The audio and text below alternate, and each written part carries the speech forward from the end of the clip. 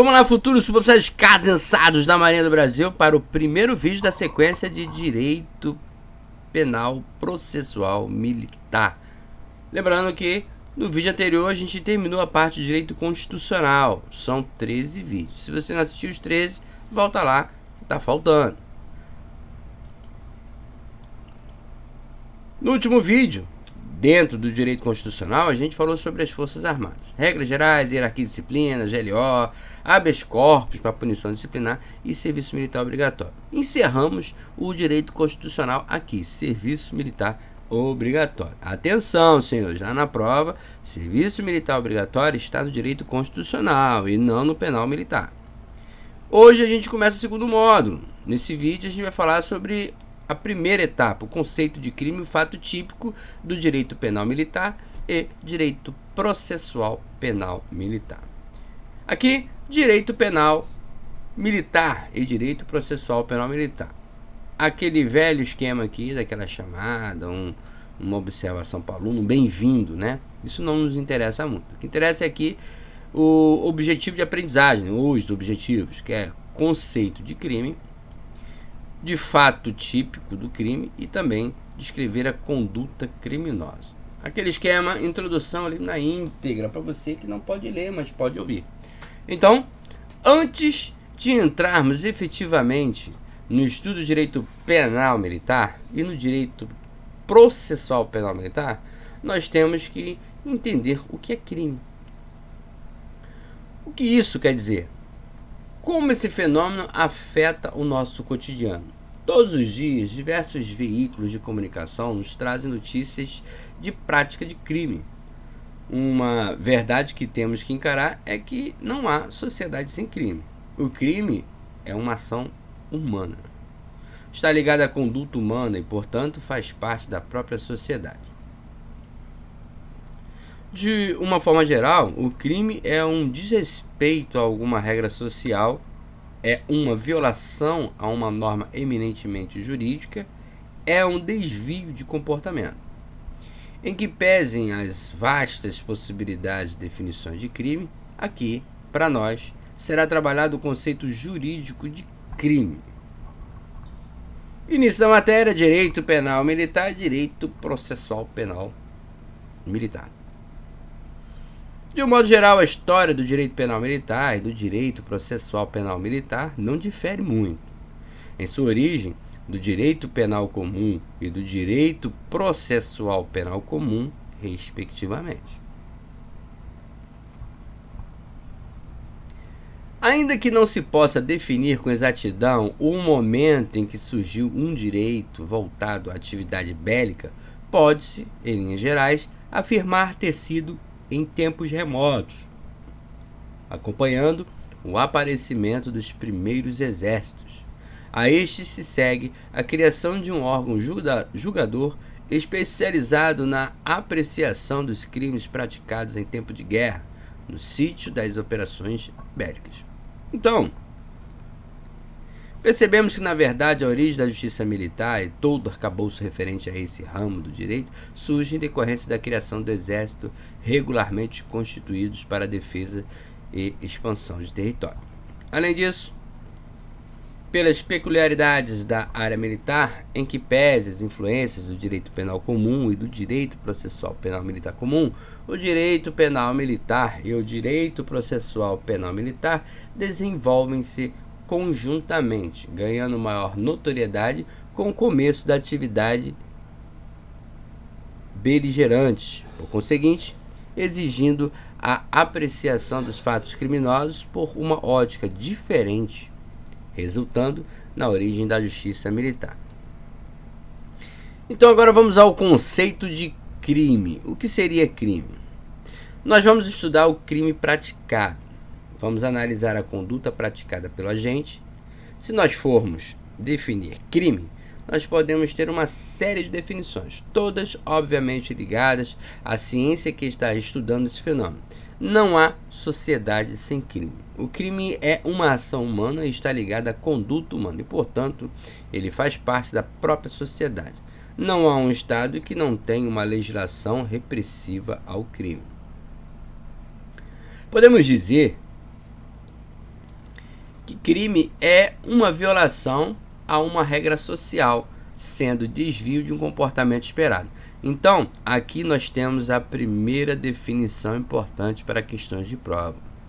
Crime, a definição de crime, né? É uma violação de uma regra social ou desvio de um comportamento esperado.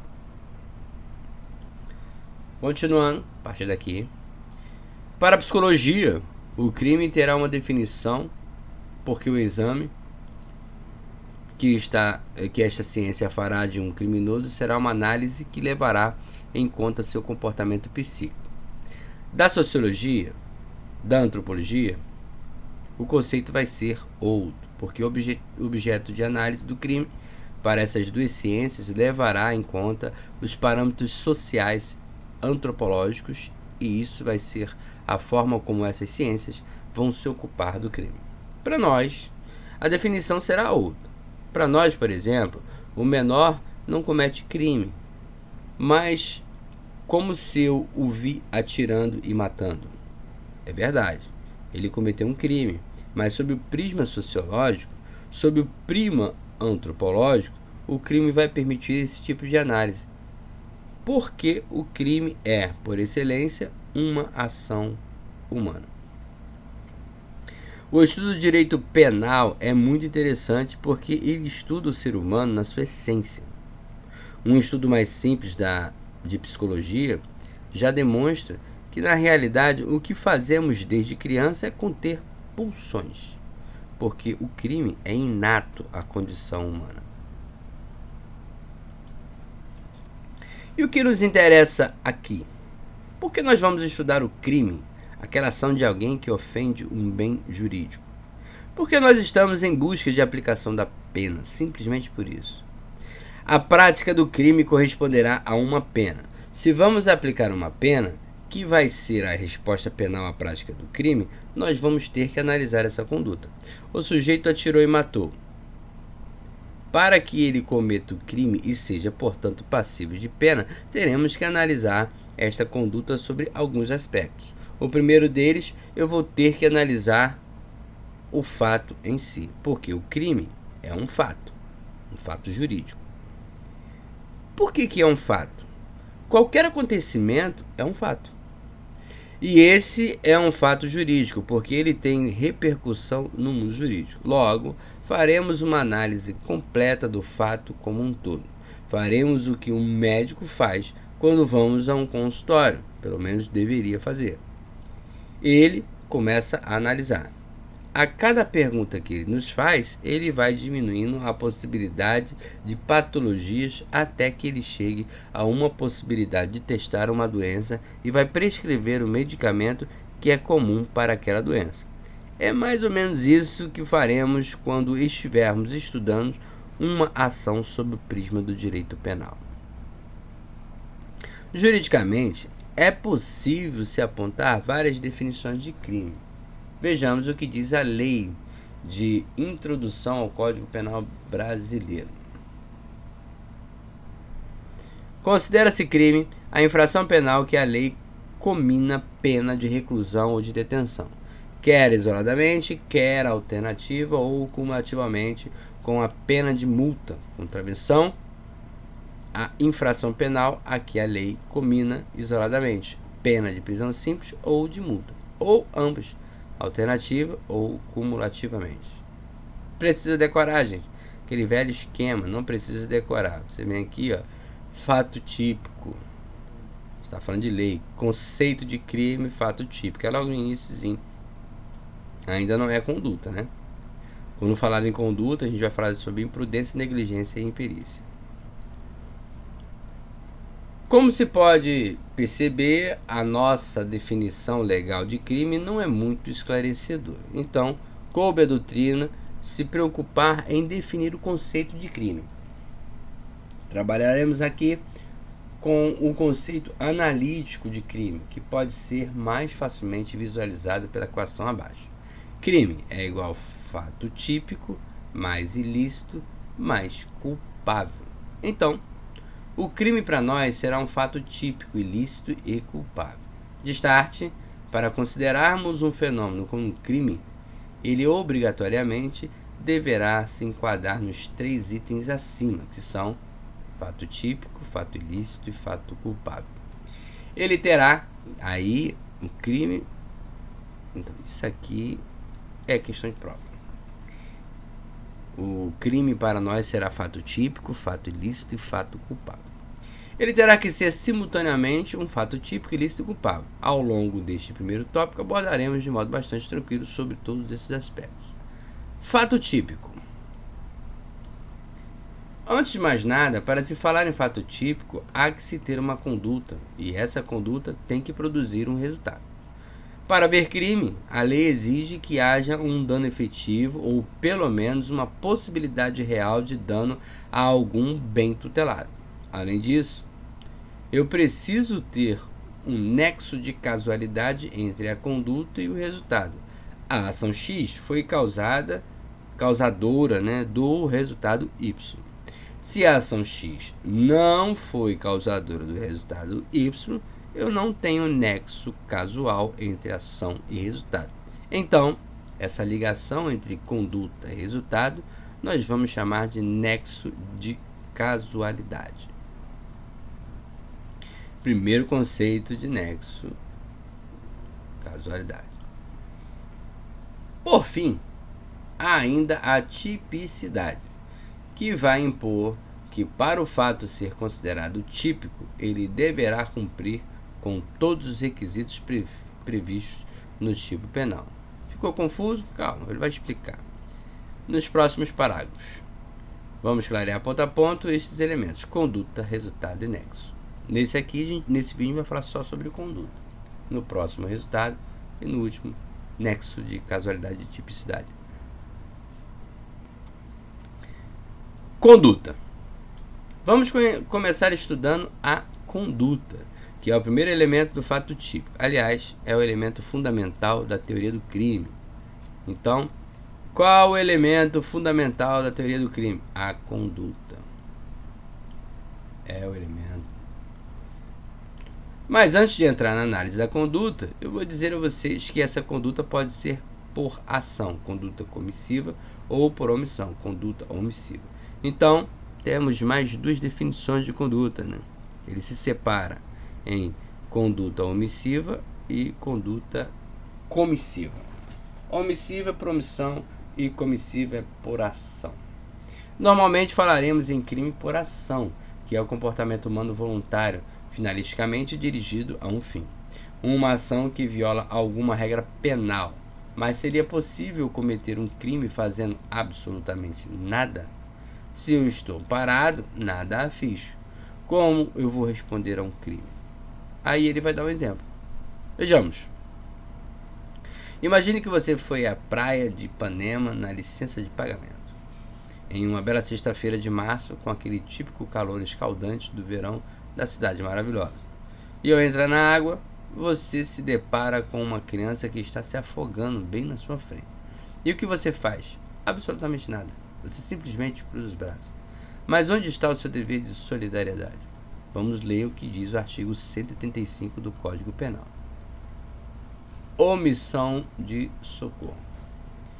Deixar de prestar assistência quando possível fazê-lo sem risco pessoal à criança abandonada ou extraviada, ou a pessoa inválida ou ferida ao desamparo ou em grave iminente perigo, ou não pedir, nesses casos, socorro da autoridade pública. Pena, detenção de 1 a 6 meses e multa. Parágrafo único, a pena é aumentada de metade se da omissão resulta lesão corporal de natureza grave e tipificada se resulta em morte. Aí esse tipificado aí é caracterizada, Caracterizada como um crime. Podemos até dizer: eu não fiz nada, simplesmente cruzei os braços, não me mexi. Como vou responder pelo crime? O problema é que este crime se dará exatamente por omissão. Então, a gente sabe que existe crime por omissão. O que o legislador quer neste caso é que eu haja. A conduta criminosa vai ser publicada quando eu me omito. Obviamente, se trata de um exemplo bastante simplificado. Em um caso real, teríamos que analisar diversas outras nuances. Mas a ideia aqui é só mostrar que o legislador vai estabelecer alguns tipos penais em que vai exigir de nós um agir. Quando eu cruzo os braços, eu cometo o crime exatamente porque cruzei, quando ele queria que eu me movimentasse. Atente que o tipo penal menciona sem risco pessoal. O legislador não quer que eu me movimente em direção à morte. Ele quer que eu não me omita. Se você não sabe nadar, não há como você salvar a criança. Porém, você pode buscar ajuda, pode procurar alguém que saiba nadar para salvá-la. Falamos aqui no dever de solidariedade.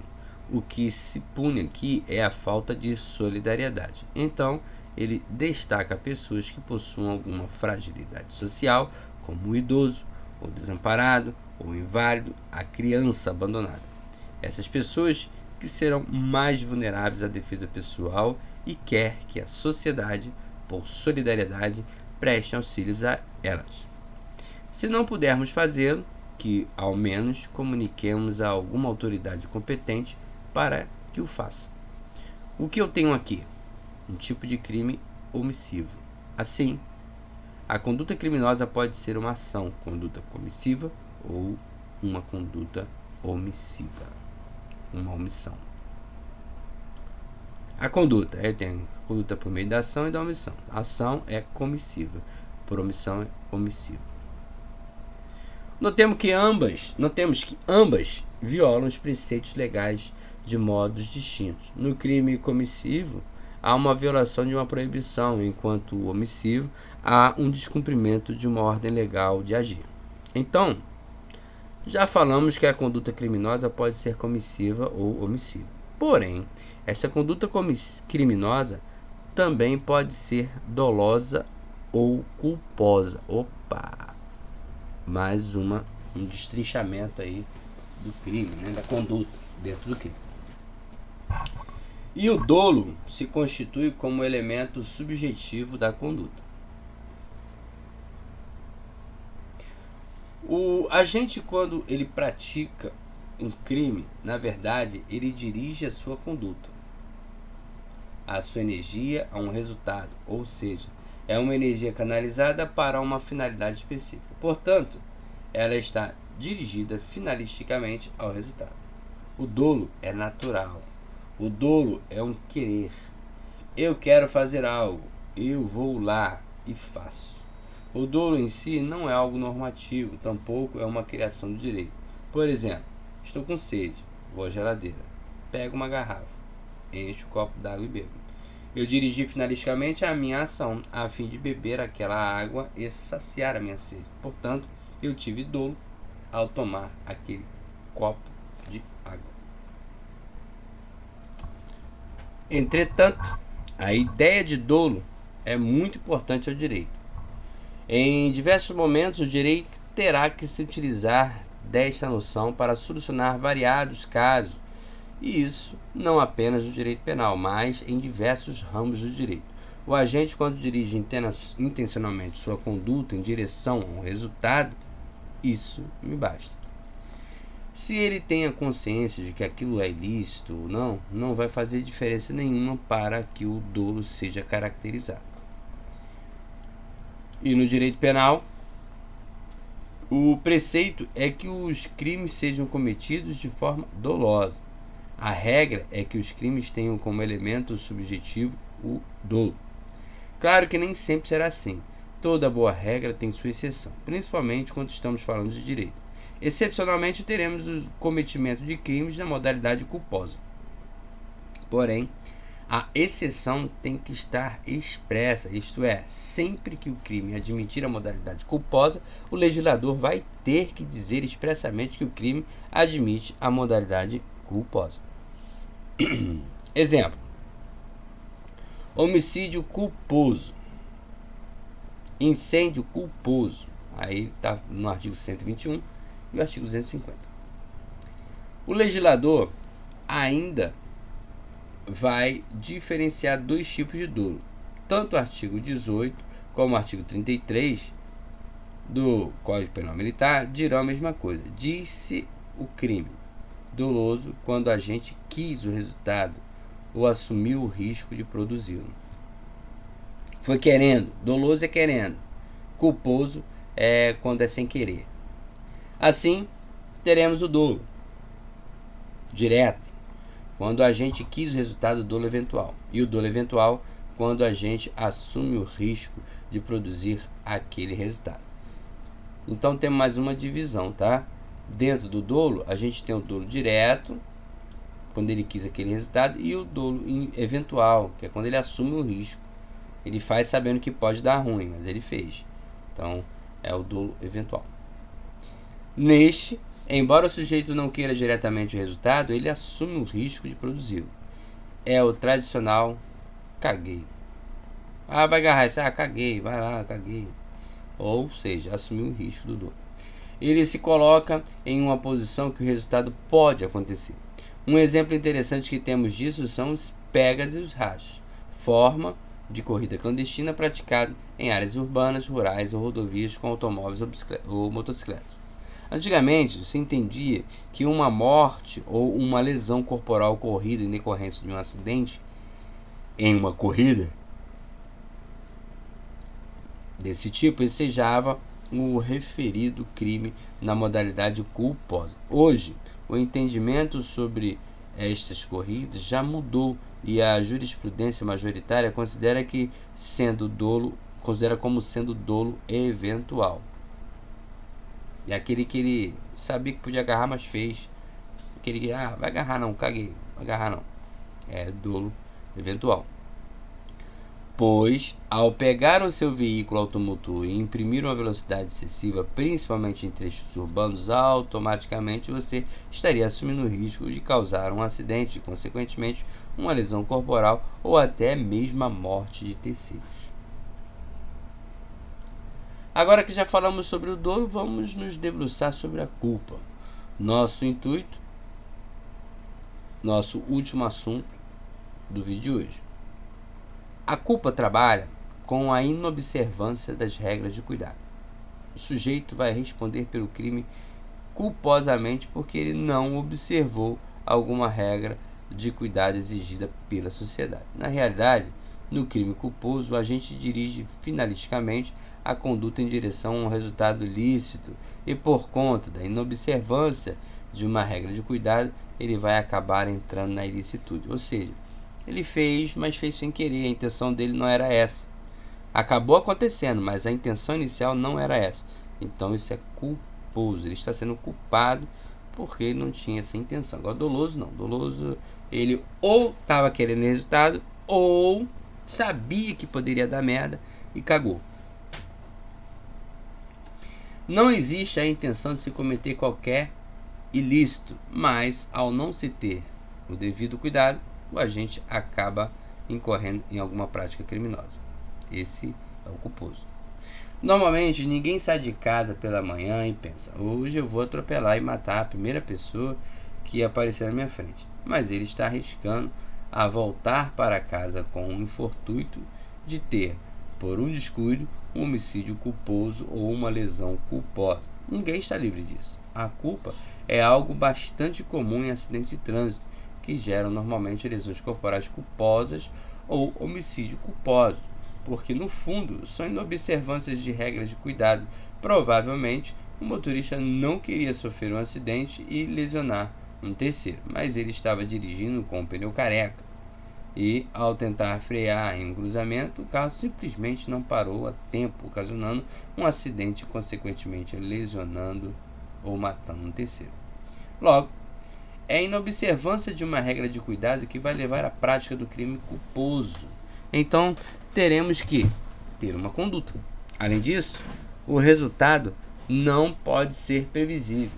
A doutrina trabalhará com este conceito e previsibilidade objetiva. Aí, o que é previsibilidade objetiva? Previsibilidade objetiva significa simplesmente que um cidadão prudente, no meu lugar, ele poderia evitar o resultado. é quando você é prudente, né? Assim, o que eu vou fazer para saber se o crime é culposo ou não? Eu vou botar um cidadão médio, uma pessoa prudente no lugar do agente. Se este indivíduo prudente agir exatamente como o agente agiu, eu não tenho crime culposo, não é culpa. Eu não tenho observância da regra de cuidado. Vamos explicar melhor. O motorista dirigindo na Avenida Brasil com a velocidade autorizada, normal, e um sujeito se joga de uma passarela, bate no carro e morre. Acredito que com qualquer pessoa que tivesse ao volante daquele automóvel isso teria acontecido. Então, eu vou colocar um motorista médio no lugar dele. Talvez alguém com reflexos super aguçados pudesse desviar, mas não é isso que o legislador pede. Ele pede um cidadão comum. Seria possível desviar de alguém caindo em cima do seu veículo em plena Avenida Brasil? Não é previsível o fato de pessoas voarem em cima de carros na Avenida Brasil. Neste caso, não haveria lesão corporal culposa ou homicídio culposo.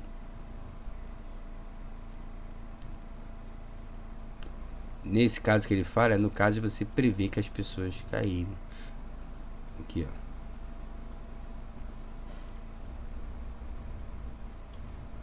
Não é previsível o fato de pessoas voarem em cima do carro. Isso aqui não é previsível. Se fosse previsível, poderia ser culposo. Mas não tem como prever, então.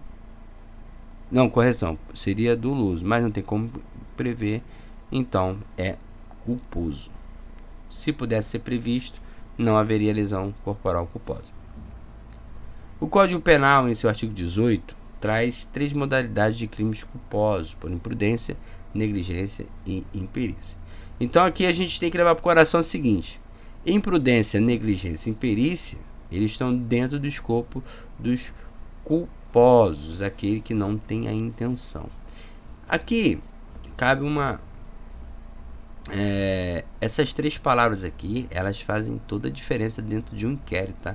Principalmente o pessoal que serve em capitania. Quando você vai fazer o relatório de EFN, dependendo dessa palavra que você colocar aqui, o candango lá não recebe o seguro, porque a empresa não cobra, tá? Então vamos lá, destrinchando as 3. Imprudência é um fazer. O sujeito faz, ele não observa a regra de cuidado, agindo, fazendo algo. Eu estou dirigindo um automóvel na Avenida Brasil, o semáforo ficou amarelo e eu acelero, provocando a colisão. Eu fui imprudente. Eu não observei uma regra de cuidado, eu não queria provocar um acidente, eu não assumi o risco, mas e não observei uma regra de cuidado. A luz amarela no semáforo significa atenção e não, comumente conhecido, acelera que ainda dá. Negligência. Então aqui, ó, aqui eu fiz, mas eu não tinha noção do que ia acontecer. Negligência é um não fazer. Aqui no imprudência, eu não tinha noção do risco de fazer algo. Negligência é eu saber que eu tenho que fazer algo, mas mesmo assim eu não faço. Aí ele diz o seguinte: é um não fazer. Eu sou um policial e tenho o costume de andar armado. A prudência me recomenda que, ao chegar em casa, eu deva colocar minha munição de um lado, a arma de outro, se possível, trancadas em um cofre ou outro compartimento seguro, especialmente se eu tenho criança em casa. Aí eu vou negligentemente, deixando de ter o cuidado devido, e largo a minha arma municiada em cima da mesa. A criança curiosa pega a arma e causa um acidente. Eu deixei de fazer. Eu me omiti na cautela, no meu dever de cuidado que eu tinha de fazer. Então, a negligência é justamente onde é que as seguradoras vão lá para não pagar o seguro das embarcações. Aí no caso do IFN. Agora, imperícia. Imperícia é falta de aptidão técnica. Eu diria o seguinte: se eu tenho um iate, no iate, para pilotar esse iate, eu tenho um capitão, eu tenho que ter uma pessoa com habilitação de capitão amador. Mas assim, o mestre armador ele sabe pilotar ali. Aí eu coloco o mestre armador. Ele não tem a perícia necessária, não tem a aptidão técnica necessária para pilotar aquele iate. Então, nesse caso, é imperícia também, o seguro não paga, porque eu botei um cara que não tinha habilitação necessária para pilotar a embarcação. Mas vamos lá. Imperícia é a falta de aptidão técnica. Ela é voltada sempre para os profissionais, aquele profissional sem uma determinada aptidão técnica. Um médico sem aptidão técnica para um determinado procedimento cirúrgico e cause uma lesão, um dano no paciente. Ele é imperito. Não confundir imperícia com a inobservância da norma técnica. Quando ele fala nesta, é na inobservância da norma técnica. Nesta, eu conheço a técnica. Eu conheço, só não observei o cuidado necessário. E quando eu conheço e não faço, é negligência. Na imperícia, eu sou profissional, mas não tenho a habilitação que eu deveria para ter aquela função que eu estou exercendo. Imperícia é como se eu não tivesse... Aquele exemplo, né? Eu tenho habilitação de mestre, mas a embarcação pede de capitão. Eu não posso conduzir aquela embarcação. Mas sei? Até sei, mas não poderia. Porque, na verdade, o que acontece? O iate, por exemplo, que pede um capitão amador. Capitão amador, ele vai navegar entre continentes. O mestre amador, ele vai navegar ele vai navegar com a mesma embarcação, porém, a mesma conhecimento teórico, né? Porém, ele só vai poder navegar, no máximo, costeando. Se o navio for mudar de um continente para o outro, não pode ser um mestre amador, tem que ser um capitão amador. Observação. Imprudência, negligência e imperícia não se excluem. O indivíduo pode agir, isso é importante para a prova, tá? Não se excluem. O indivíduo pode agir com imperícia, imprudência ou negligência ao mesmo tempo. Não há problema. Estas são apenas formas que o legislador estabeleceu na inobservância das regras de cuidado. Porque isso é crime culposo. Ou seja, disse o crime culposo que o agente deu causa ao resultado por imprudência, negligência e imperícia. Então, se falou em imprudência, negligência ou imperícia, a gente vai estar falando de crime culposo. Ou seja, quando a gente não observa alguma regra de cuidado, só que ele resolveu dar essas três formas: imprudência ao fazer, quando deveria se omitir; negligência por não fazer, por se omitir; e quando deveria fazer, e a imperícia do profissional. Lembrando que os crimes culposos têm que estar previstos em lei. O crime só será culposo se a norma o previr como culposo. Se não, ainda que o sujeito não observe as regras de cuidado, ele não responderá na modalidade culposa. Por fim, imprudência, negligência e imperícia são modalidades do que chamamos de culpa inconsciente. Bem, mas espera aí, se temos uma culpa inconsciente é porque, exatamente, a doutrina também reconhece a culpa inconsciente. E como é isso? A culpa consciente ocorre quando a gente, embora prevendo o resultado, acredita sinceramente na sua não ocorrência, dando continuidade à sua conduta. Ele se acha tão bom, mas tão bom, que ele simplesmente não crê que seja possível algo dar errado. Vamos exemplificar com uma situação do racha ou pega. Imagine que os motoristas estão lá nas ruas, nas duas filas, A e B. Alguém fala para um dos motoristas: você vai matar alguém saindo aqui em alta velocidade. Caguei se matar, ele responde. É um caso de dolo eventual. Agora, a pessoa diz: você vai matar alguém saindo aqui em alta velocidade. Não vou, eu sou o cara, eu acredito sinceramente na minha perícia, não existe a mínima possibilidade de eu acertar alguém, eu faço isso aqui há muito tempo, sou piloto de fuga, ele responde. Nesse caso, não estaria assumindo risco, ele não quer o resultado, mas acaba acertando alguém. Ele acreditava sinceramente na inocorrência do resultado. eu tenho aqui uma hipótese de culpa consciente.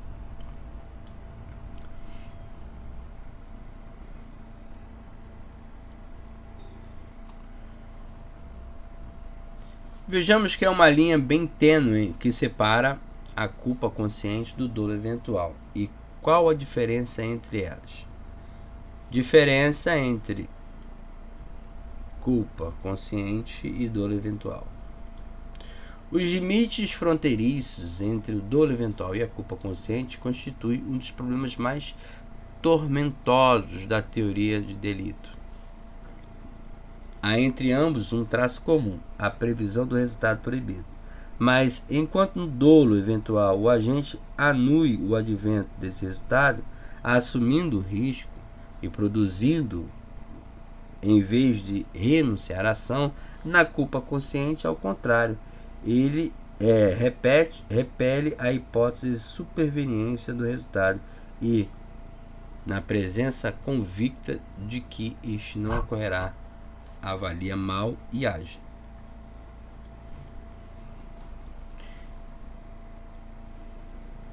Então, no dolo, ele assume o risco. Se acontecer, eu tô fudido, mas eu vou fazer mesmo assim. Já na culpa consciente, não, cara, que nada, pô, não vai acontecer nada, vai dar tudo certo. Vai dar tudo certo. Eu faço isso direto e nunca pegou, porque vai pegar agora. Então, esse é a culpa consciente. Agora, o dolo eventual, não. Dolo eventual vai agarrar, vai se agarrar, caguei. Tô nem aí, tô puto. Então esse é o dolo eventual. Na culpa consciente, o sujeito acredita sinceramente que ele tem a perícia para fazer algo, mas acaba causando resultado, enquanto no dolo eventual o agente assume uma postura de indiferença à produção ou não do resultado. É o tradicional caguei.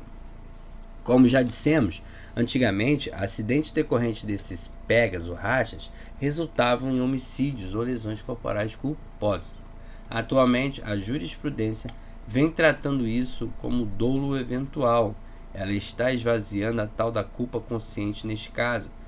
Veja que, em um caso concreto, é muito difícil avaliar se o agente agiu com dolo eventual ou culpa consciente.